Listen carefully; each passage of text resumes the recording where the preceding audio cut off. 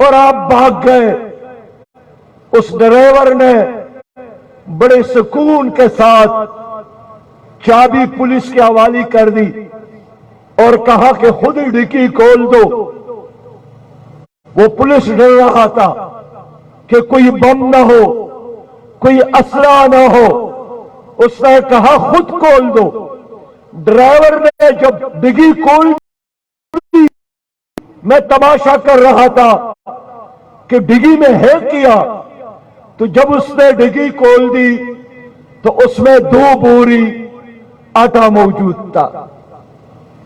میں سوچ رہا تھا پاکستان ایک زرعی ملک، پاکستان ایٹمی پاور، پاکستان 23 کروڑ عوام کا سمندر، پاکستان 5 دریاؤں کا ملک، پاکستان جہاں سونا چاندی موجود، جہاں کوئلہ موجود، جہاں زرخیز زمین موجود۔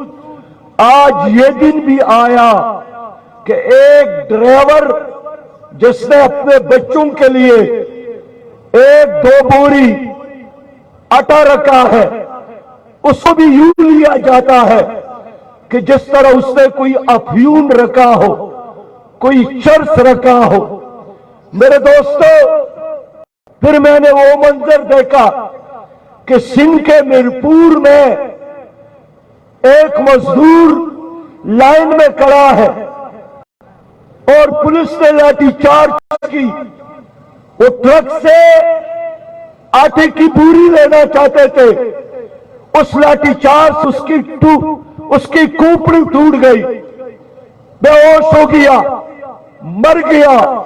لوگوں نے اس کی لاش اٹھا کر جب ان کے دروازے پر رکھا تو ان کے 6 بیٹیاں تھی جو صبح سے انتظار میں تھی کہ ابو ہمارے لیے آٹا لائے گا، لیکن آٹا تو نہیں ملا۔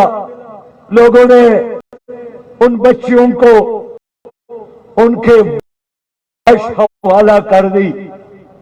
میں اس لیے میدان میں نکلا ہوں، میں اس لیے 3 دنوں سے سڑک پر ہوں کہ لوگوں،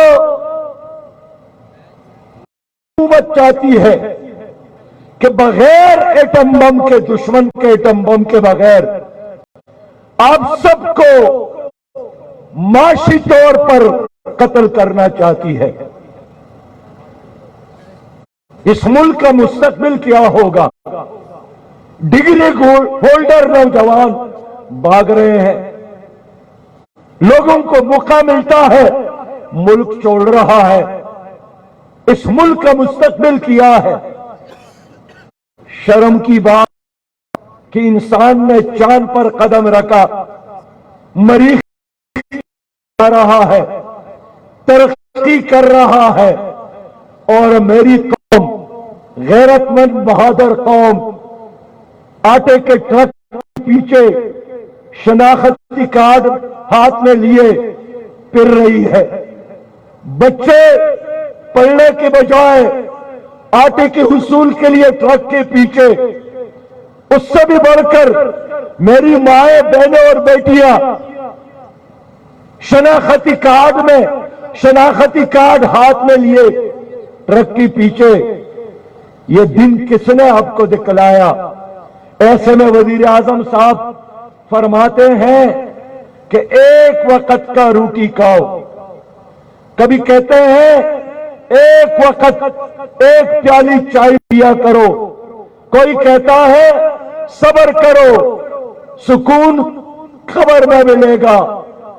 اگلا اعلان کا انتظار کیجیے، یہی اعلان ہوگا کہ قمیص کی کیا ضرورت ہے، صرف شلوار پر گزارا کر لو۔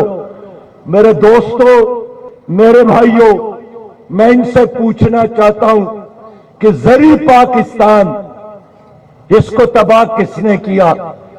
صنعت پاکستان کو تباہ کس نے کیا؟ کیا امریکہ نے؟ کیا انڈیا نے؟ کیا برطانیہ نے ہمارے اوپر کوئی ایک بم استعمال کیا، یا ان لوگوں نے؟ کس نے توشہ خانے کو لوٹا؟ کس نے پاکستان کے خزانے کو لوٹا؟ کس نے کشمیر انڈیا کے حوالے کی؟ کس نے ڈاکٹر عافیہ امریکہ کے حوالے کی؟ کس نے پاکستان کے قاتل ریمن ڈیوس کو چھوڑا؟ کس نے پاکستان پر حملہ آور ابھینندن کو چھوڑا؟ میرے دوستو، ان لوگوں سے پوچھنے کی ضرورت ہے کہ 75 سالوں سے آپ اس ملک پر مسلط ہیں، آپ نے کیا ڈیلیور کیا؟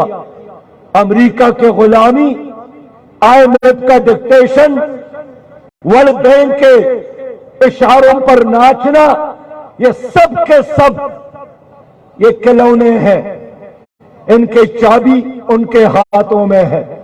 یہ وہ ہیں جو ان کا آقا ان کو آرڈر دے دے۔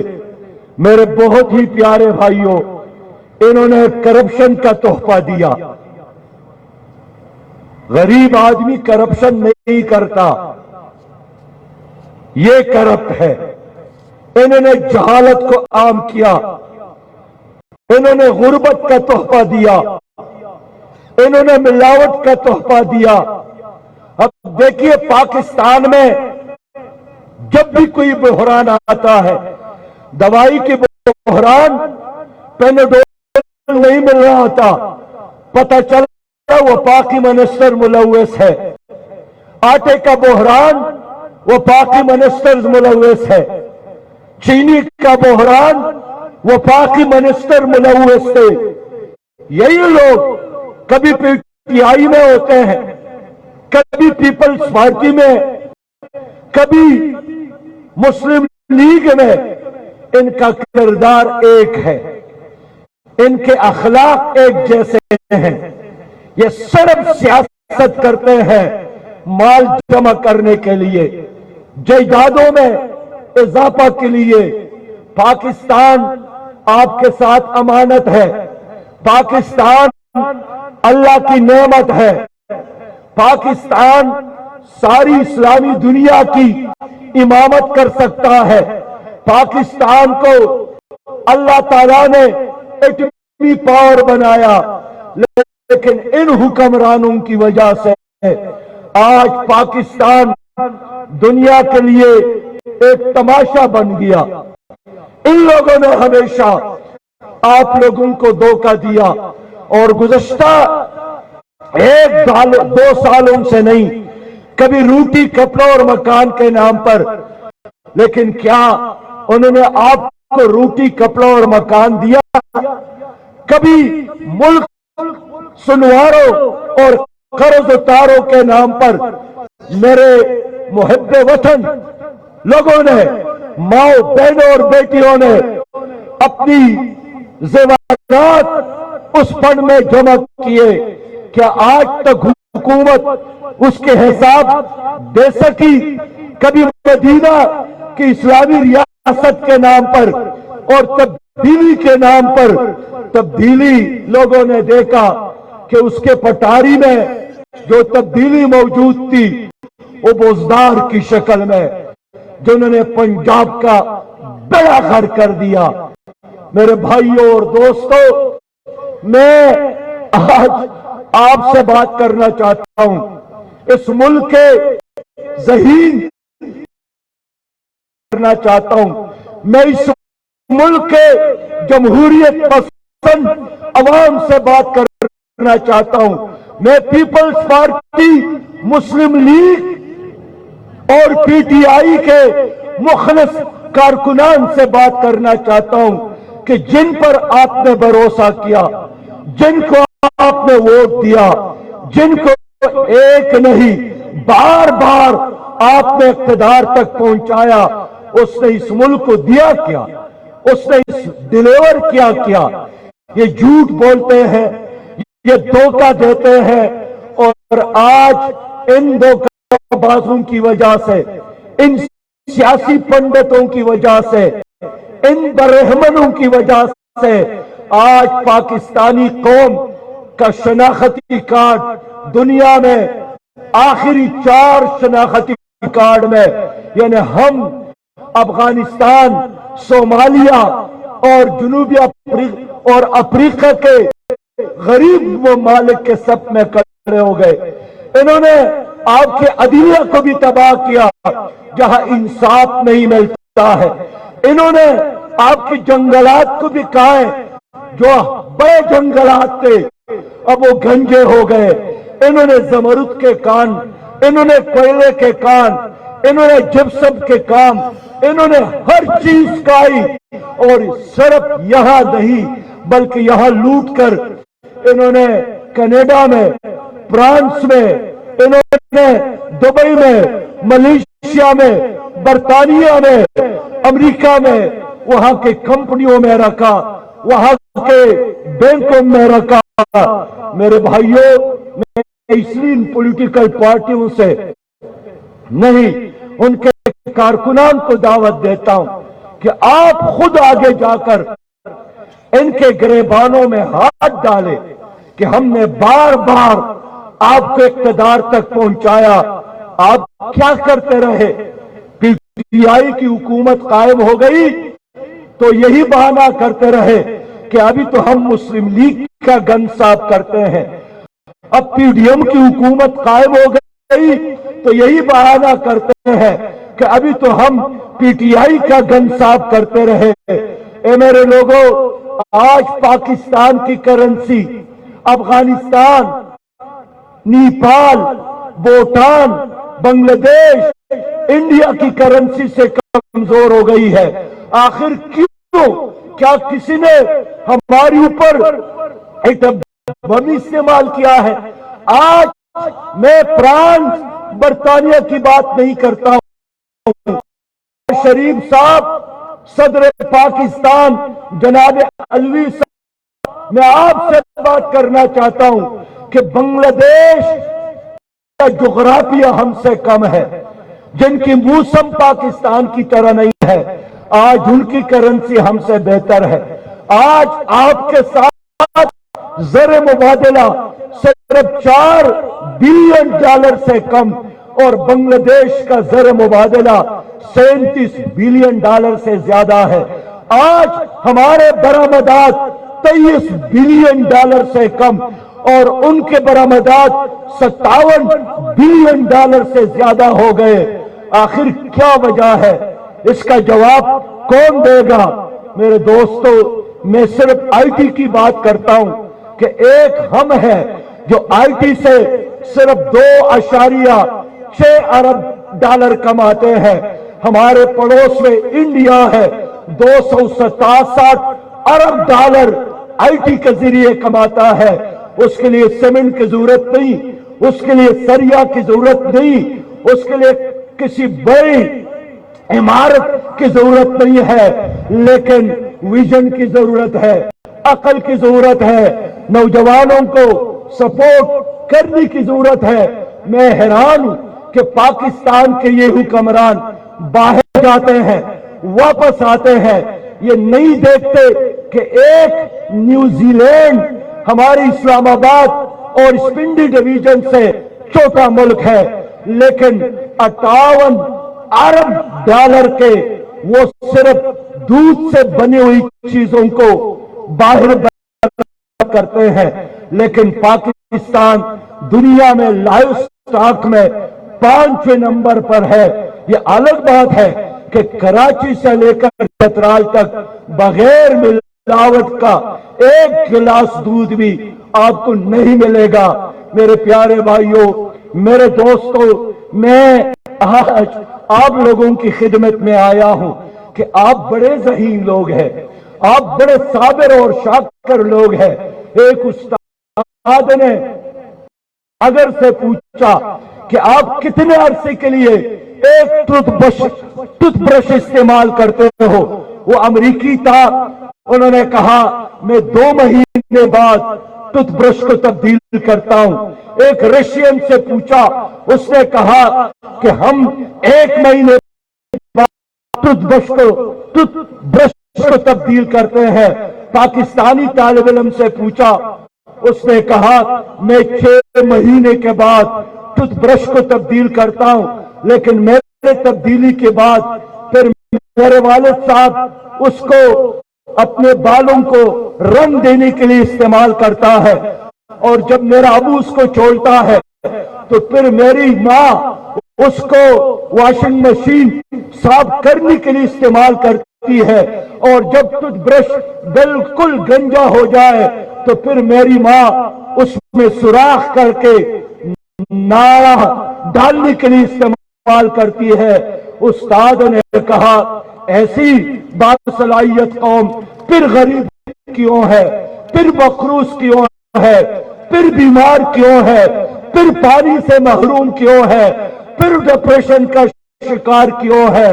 اس بچے نے جواب دیا زرداری کی وجہ سے، عمران خان کی وجہ سے، شہباز شریف کی وجہ سے۔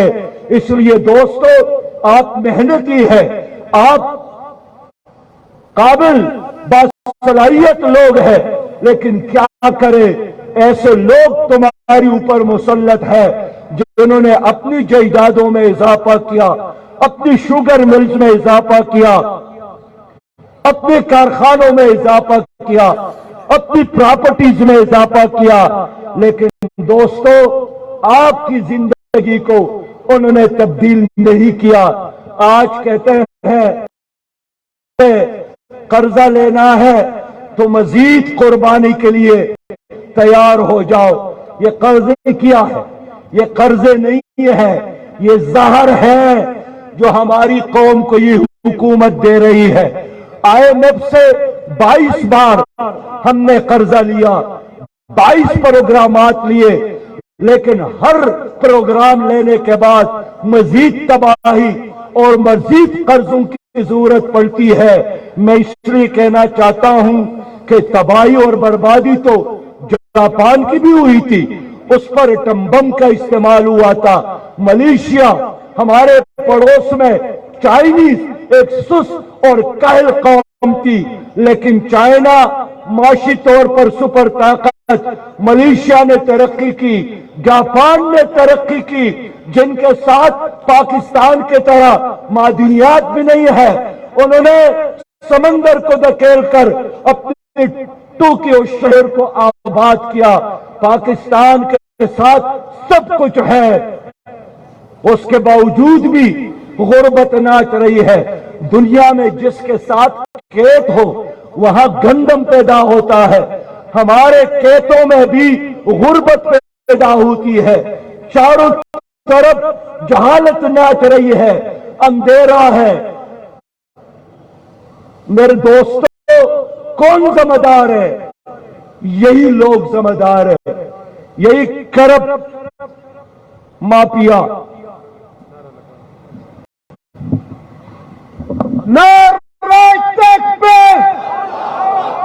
مرتے مومن مرتے حق، مرتے مومن مرتے حق، نہ بکنے والا نہ جھکنے والا، صلاحیت والا ہمت والا، مرتے مومن مرتے حق۔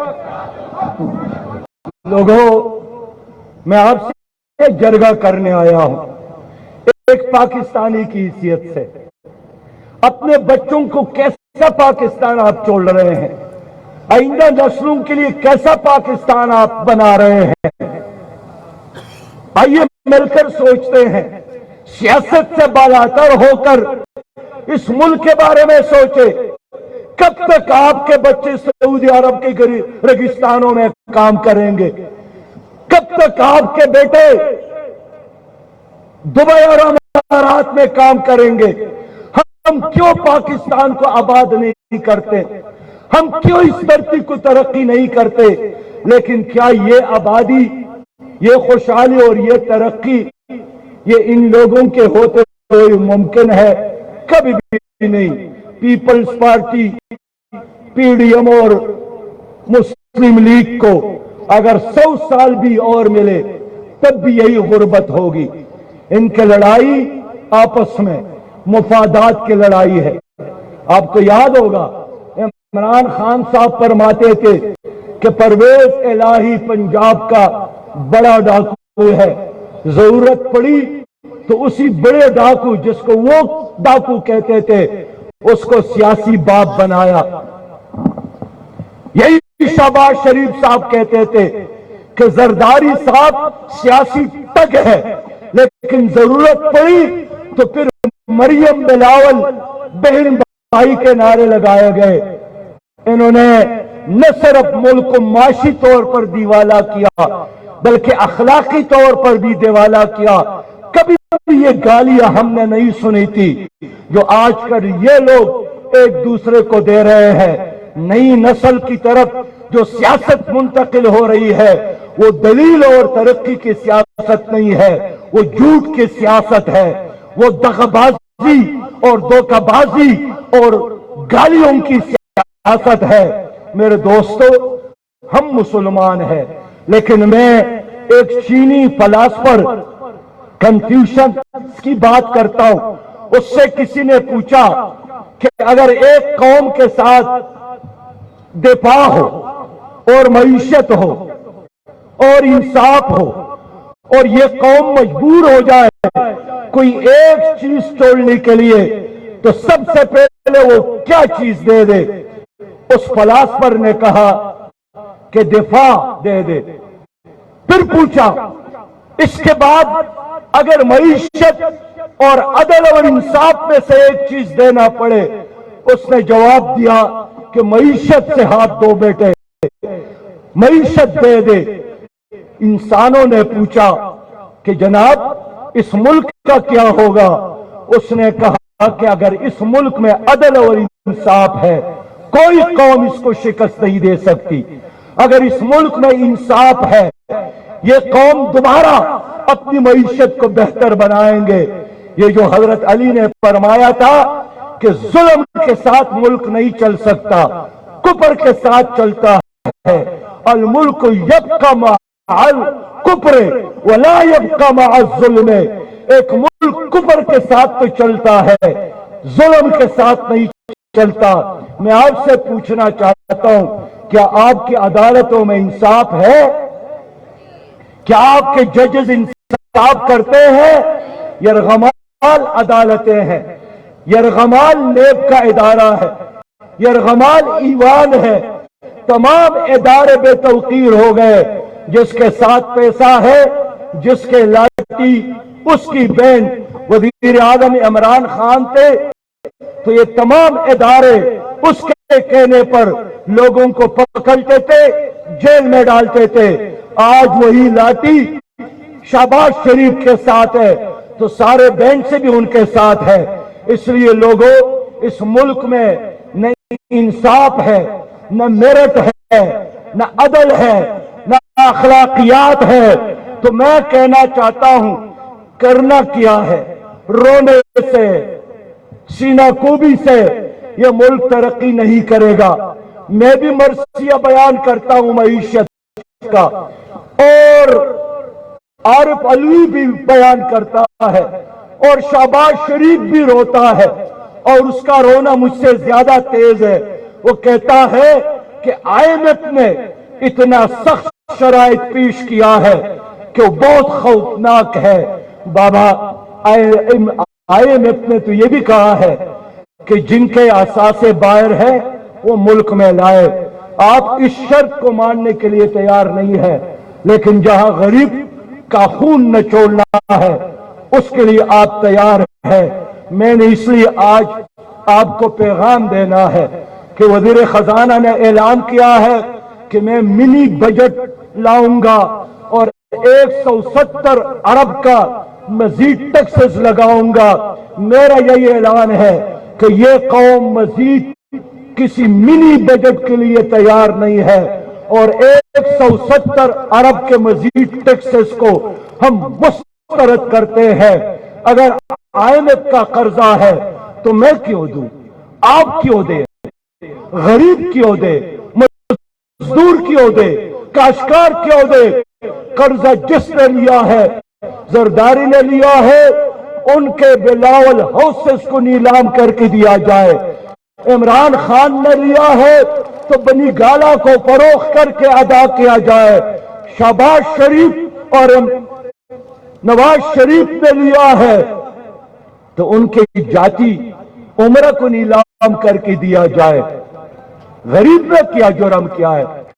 یہ کیسا ملک ہے جس میں ملک ریاض جتنا جس کے پیسے یہاں بھی اور وہاں بھی ارب ہا ڈالر کا مالک ہے، وہ جتنا ٹیکس دیتا ہے ویسے ٹیکس یہ حکومت پنڈی کے ایک مزدور سے بھی لیتی ہے. یہ ظلم ہے.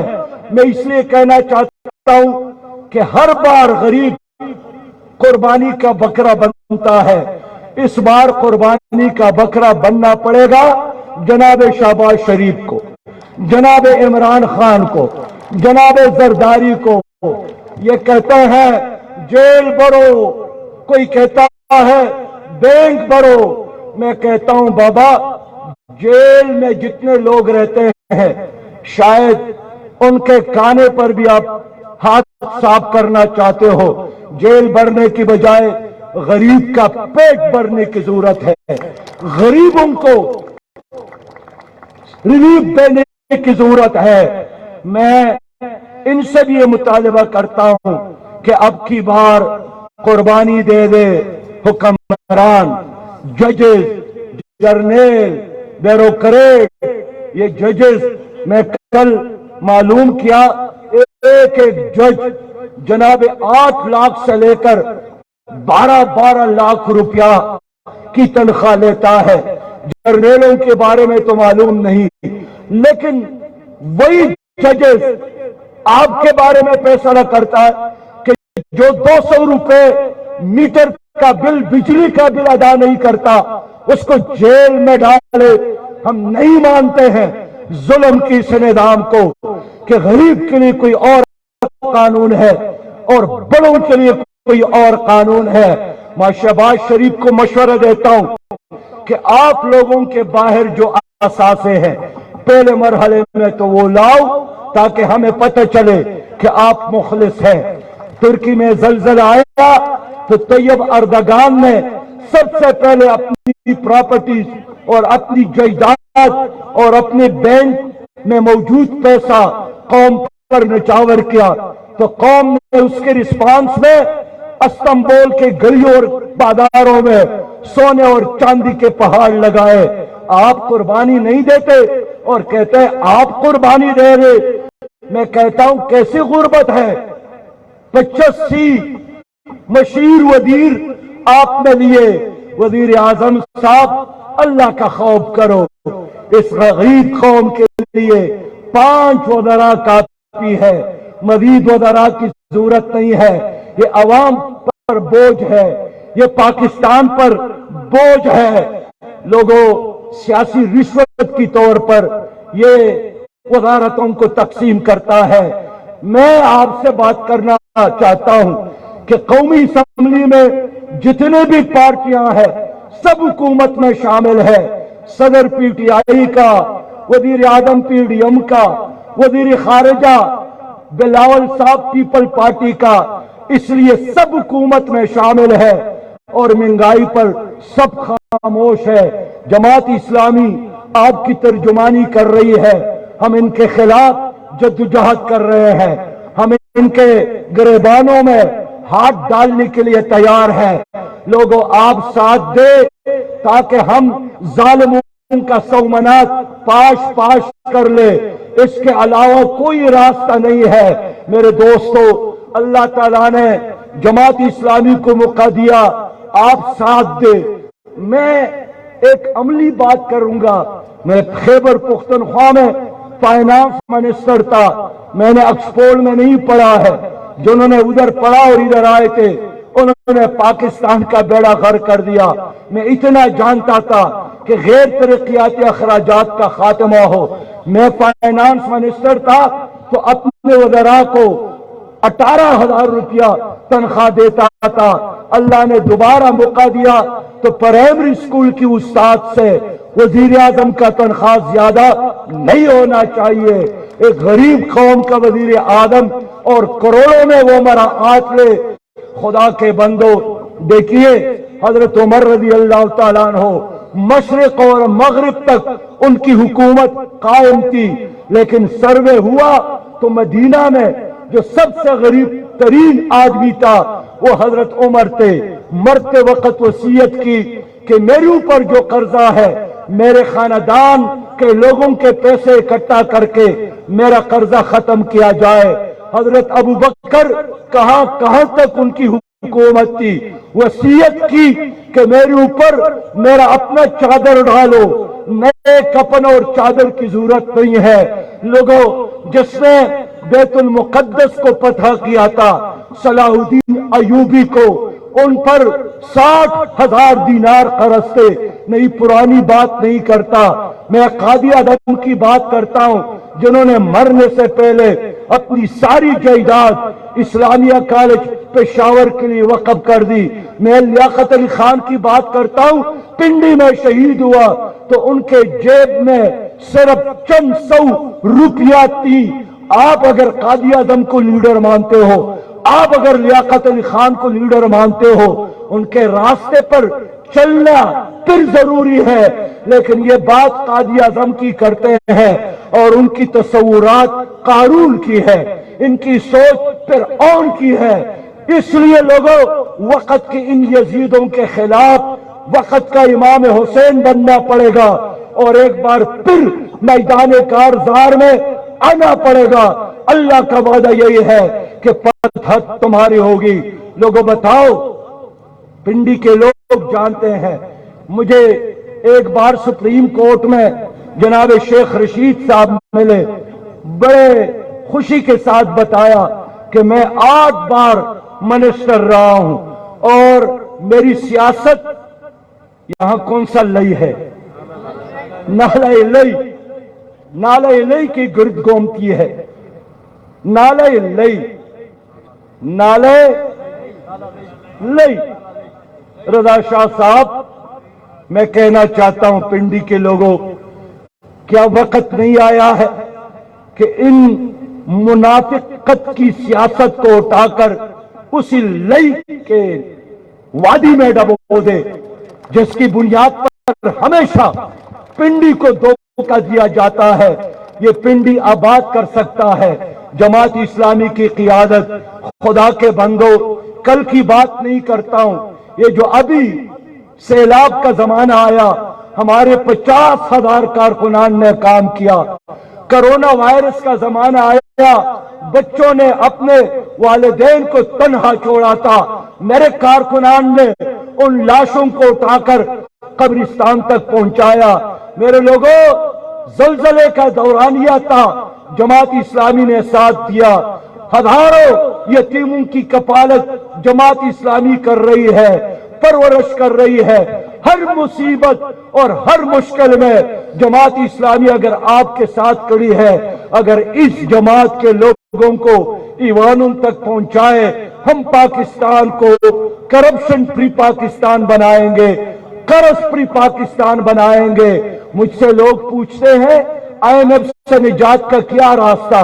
میں جواب دیتا ہوں کہ اللہ کا وعدہ ہے، میرے نظام کو قبول کرو، سودی نظام کو چھوڑو، آسمان کے رحمت تمہارے اوپر میں برساؤں گا۔ تو اللہ کے وعدے پر یقین کرو، IMF کے ایجنٹوں کے وعدوں پر یقین چھوڑ دو۔ میرے لوگوں، اللہ تعالیٰ نے ہمیں موقع دیا، میں اللہ کو گواہ بنا کر آپ کے ساتھ وعدہ کرتا ہوں کہ آپ کی حکومت اور آپ کی ریاست آپ کے جیبوں پر ڈاکہ نہیں ڈالے گی، وہ آپ کے غریبوں کی کفالت کرے گی، بیوہ اور یتیموں کی کفالت کرے گی، مظلوموں کا ساتھ دے گی۔ جب تک روزگار نہ ملے نوجوانوں آپ کو، تو پھر بے روزگاری الاؤنس حکومت دے گی۔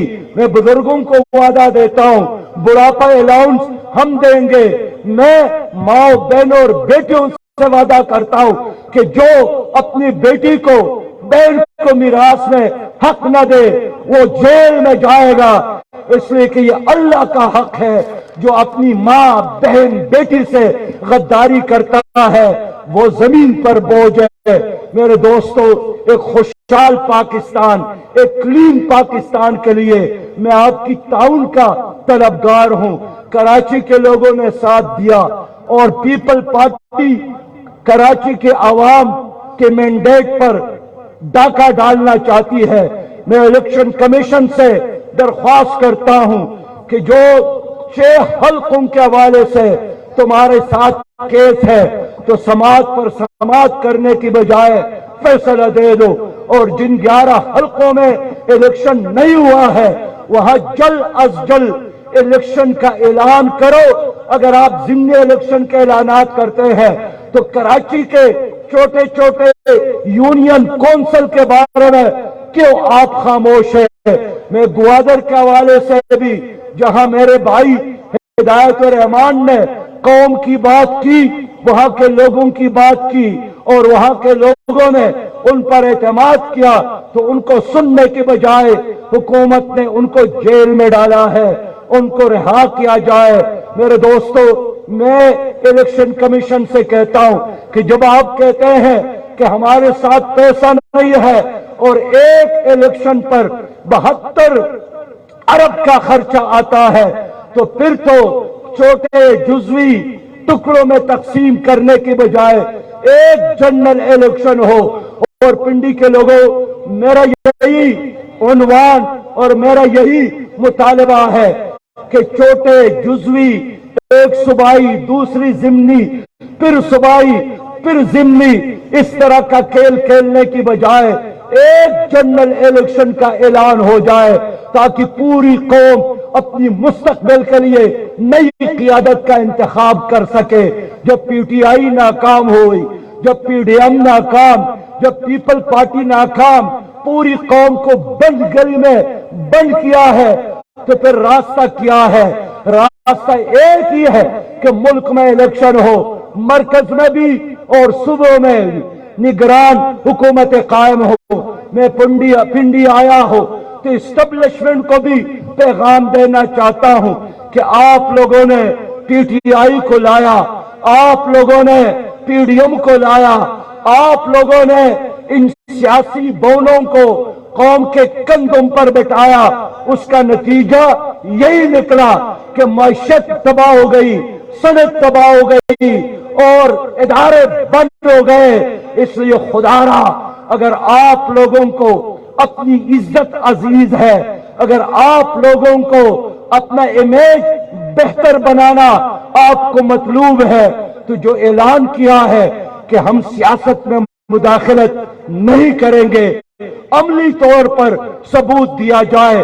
اور میں بڑے اعتماد کے ساتھ بات کرتا ہوں کہ اگر اس اسٹیبلشمنٹ نے عمران خان کا ساتھ چھوڑ دیا اور شہباز شریف کا ساتھ چھوڑ دیا اور زرداری کا ساتھ چھوڑ دیا، تو ان گلیوں اور کوچوں میں یہ 2 دن ہمارا مقابلہ نہیں کر سکتے، یہ ہمارا مقابلہ نہیں کر سکتے۔ لیکن جب بہت منظم ادارہ کبھی ایک کی پشت پر اور کبھی دوسری کی پشت پر، پھر ہم سے لوگ پوچھتے ہیں کہ آپ لوگ کیوں ناکام ہو گئے، پھر میں یہی جواب دیتا ہوں کہ اس وجہ سے کہ یہاں الیکشن یرغمال، یہاں پولنگ سٹیشن یرغمال۔ اس لیے میں امید رکھتا ہوں اور میں بالکل پنڈی میں ان کی دیواروں کی قریب یہ بات کرتا ہوں، میری آواز سنے کہ ان لٹیروں کا ساتھ نہ دے۔ یہ بے ہمت، نالائق، نااہل حکمران ہے، ان کو مزید سپورٹ نہ کرے۔ ان کے اندر جتنا بھی ہوا ڈالیں گے یہ غبارے ہیں، پٹ جاتے ہیں، لیکن یہ ڈیلیور نہیں کر سکتے۔ انہوں نے ایک ادارے کو ٹھیک نہیں کیا، ایک تانے کو، ایک پٹوار خانے کو، ایک یونیورسٹی کو۔ میرے لوگوں، ان کا ایک ہی تجربہ ہے کہ اپنی مفادات، اپنی جائیدادوں، اپنی پراپرٹیز میں اضافہ کرنا، لیکن اب یہ کھیل بند ہونا چاہیے۔ جماعت اسلامی میدان میں ہے۔ میں آج آپ کے بہاف پر نواز شریف صاحب جو سرکردہ رہنما ہے مسلم لیگ کا، جناب شہباز شریف صاحب جو وزیر اعظم ہے، پی ڈی ایم کا مولانا فضل الرحمان صاحب جو امام ہے پی ڈی ایم کا، پی ٹی آئی کو، سب کو یہی پیغام دیتا ہوں کہ آٹا، چینی، چاول، चाहे दवाई की कीमतों में 50% कमी करो और कोई और इजाफा के लिए हम तैयार नहीं है। पहले खुद कुर्बानी दो, ऐसी कुर्बानी जो कौम को भी नजर आए। तुम्हारी तकरीरों की हमें जरूरत नहीं है, तुम्हारे ऐलानात की हमें जरूरत नहीं है, तुम्हारे बेरंग बेबू बेजायका तकरीरें सुन सुनकर हम थक गए हैं। अब अवाम नतीजा चाहते हैं और जाहिर है अब फेल हो गए हैं, एक नहीं 100 बार फेल हो गए हैं। इस कौम को मजीद लंगर खानों की, मुसाफर खानों की, मुर्गे और अंडों की सियासत और मईशत की, कर्जों की मईशत की जरूरत नहीं है। इस कौम को तालीम की जरूरत है, नौजवानों के लिए रोजगार की जरूरत है, कारखानों की जरूरत है। क्लीन और ग्रीन पाकिस्तान हर पाकिस्तानी का मुतालबा है। ये काम सिर्फ और सिर्फ जमात इस्लामी कर सकती है। बस लोगों, आइए एक मुकद्दस और अजीम जिहाद में हिस्सा ले ले। आने वाले इलेक्शन में अपना वोट एटम बम बनाकर जुल्म और जबर और करप्शन के सोमनाथ को पाश पाश करने के लिए इस्तेमाल करे। मैं एक बार फिर मलिक ज़ैयन जो कि नौजवान आज जमात इस्लामी में ऐलान किया, इनका भी शुक्रगुजार हूं। पिंडी के अवाम का भी ये जदोजहद मैंने छोड़ना नहीं है। इंशाअल्लाह ताला गली और कूचों में, असला और तहसीलों में और हर जगह इस तहरीक को जारी रखेंगे। पाकिस्तान के खातिर, आइंदा नस्लों के खातिर। इस्लाम जिंदाबाद, पाकिस्तान। से गुजारिश करूंगा कि वो दुआ से प्रोग्राम